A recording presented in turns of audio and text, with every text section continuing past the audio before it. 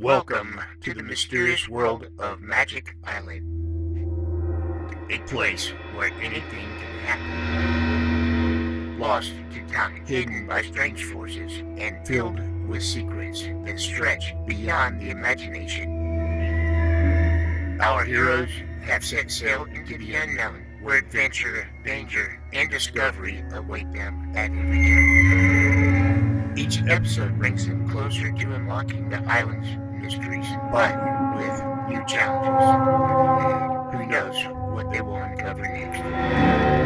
Now sit back and close your eyes. Let the theater of the mind take you on a journey to Magic Island.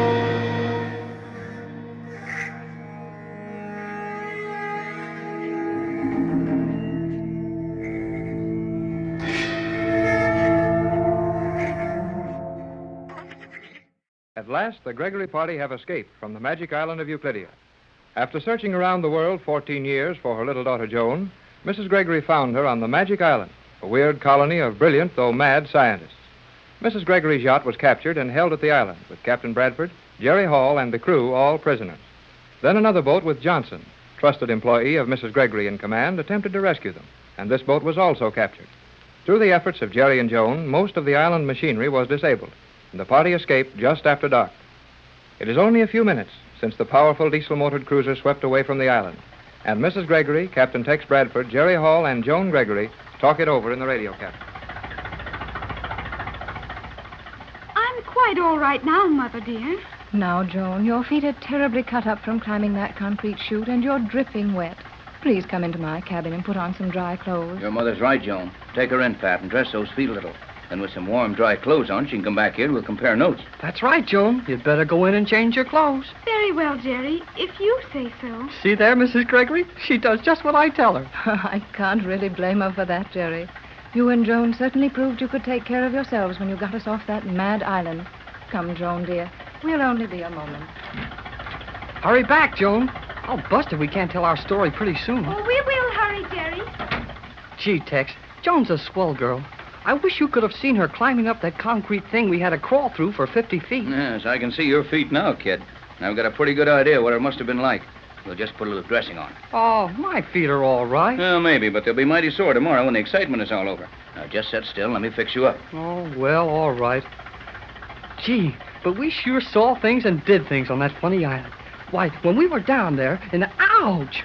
Thought those feet weren't sore. Well, maybe they are. Oh, maybe they're a little tender. Yes, I thought so. Now, I'll have this dressing on in a minute. And that salve will help a lot.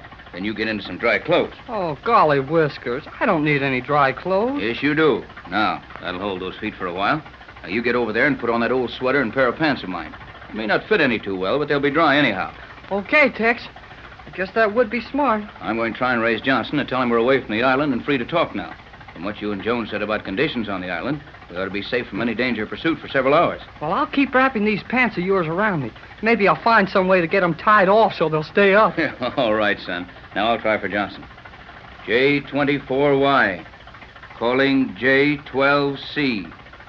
Captain Bradford on J24Y to Johnson. Hello, Johnson. Hello, J12C. Trying to save my power. Call me if you're getting this signal. J24Y to J12C. He doesn't answer very fast. Well, I don't know what kind of set he's got to work with on that boat he's on now. Probably a freighter with a regular radio operator, and he'll call Johnson to the mic when he gets a chance. Here we are again. Yes, and do I not look nice in Mother's dress? Oh, you're a knockout, Joan. Oh, Jerry, you look so funny. Oh, they're the captain's pants. He made me put them on. Oh, they look all right, Jerry. Yeah, they must. Don't worry about the looks, Jerry.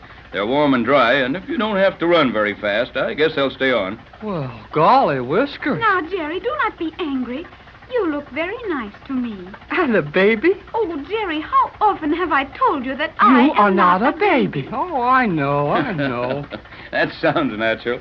And now that we have a few minutes with nothing to do but wait and see how far our fuel will carry us, Suppose we try to straighten out some of the things which happened to us. Well, Jerry and I can tell our experiences very quickly, but first we would like to hear what happened to you and the captain while we were down inside the island. Yeah, when Joan and I left the yacht, you were just transferring the stuff to this boat. Well, we completed the transfer through the holes in the hulls of the two boats and waited on the yacht until it was dark. Then we all went into the radio cabin.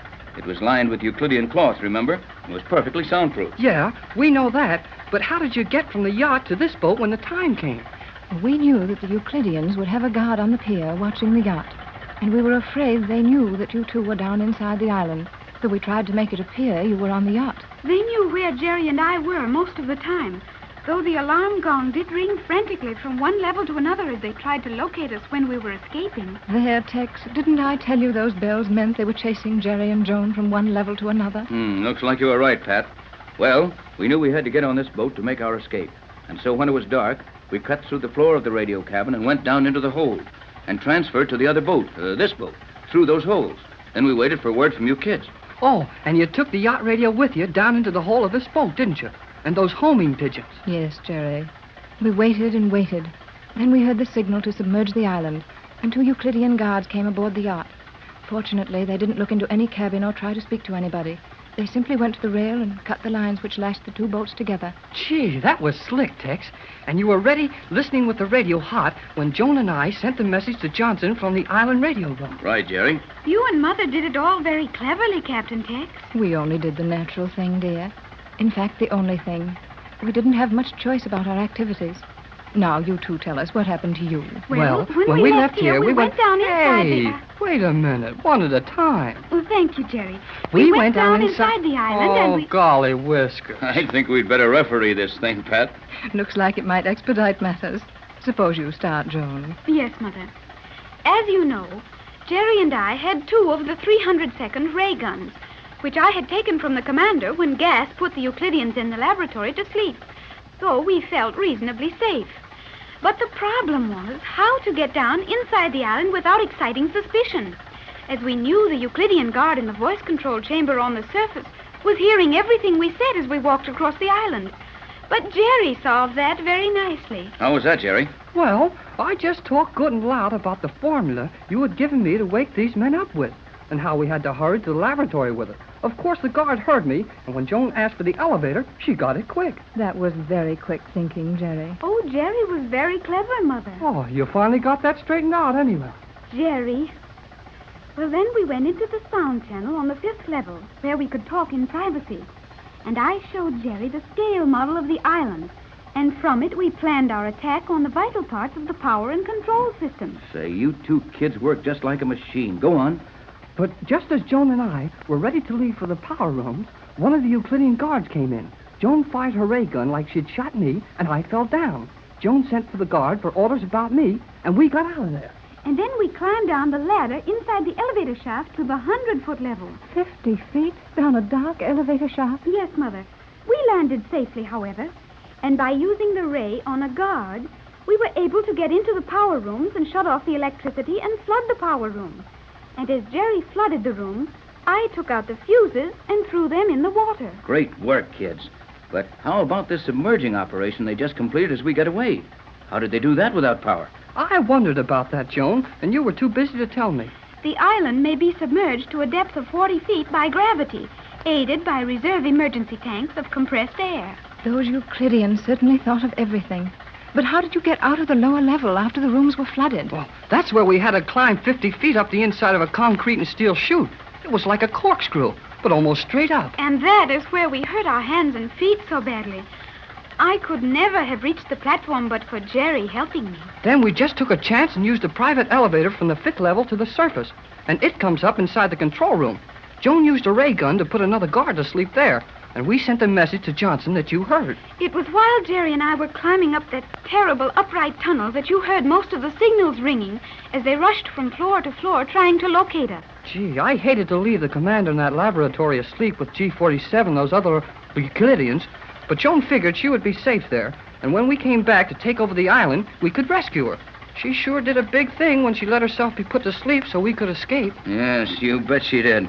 And we'll see that she's taken care of one of these days. Just as we'll take care of everybody on that island who wants to lead a decent life in our world.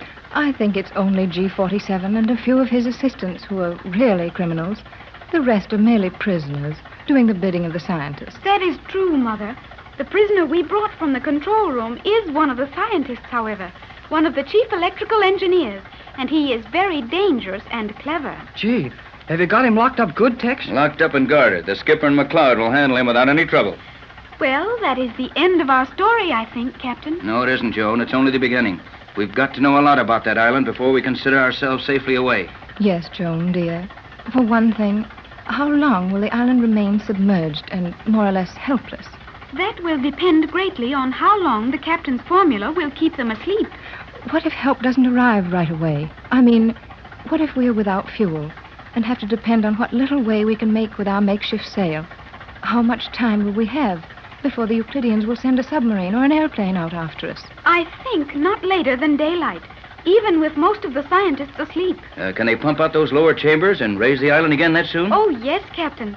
If any of the men left active understand it, and they undoubtedly will. You see, they carry enough reserve compressed air to drive the water out and raise the island without any electricity. Golly, whiskers. Then we may not be doing so good after all. Johnson to J24Y. Quiet, everybody, now. Hello, Johnson. Bradford. We're safely off the island, but short of fuel. Go ahead. Running for Los Angeles. Our fuel supply nearly exhausted. Left a lighted buoy on your course. We'll rush other aid as soon as possible. Give further news later. That's all. Hold your set on 6 meters. Better for this receiver. Sorry. That's all.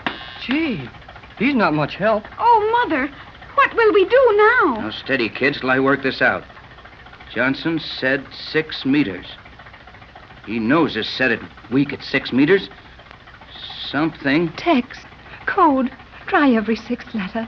The 6 is with some good reason. Right, Pat. Every 6th letter. Fuel. Buoy. Other. Farther. Gee, that means he left a lighted buoy on our course with an oil drum tied to it. And that other father means he's leaving lighted oil drums all along our course. Oh, that Johnson is a wonderful man. You bet he is. And we'll be a lot of miles from Euclidia at daylight.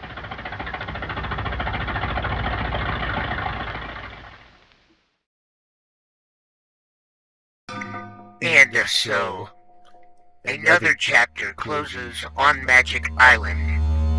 Our explorers have faced mysteries, dangers, and thrills. Yet, the island still holds its secrets close. What lies ahead? New allies or unexpected foes? Make sure you join us tomorrow to find out what awaits on Magic Island, where the adventure never ends. Right here on Golden Age Radio, rumble.com/C/GAR. If you're too impatient to watch all 130 episodes, one per day, there's a link in the description so you can watch all the videos you want all together.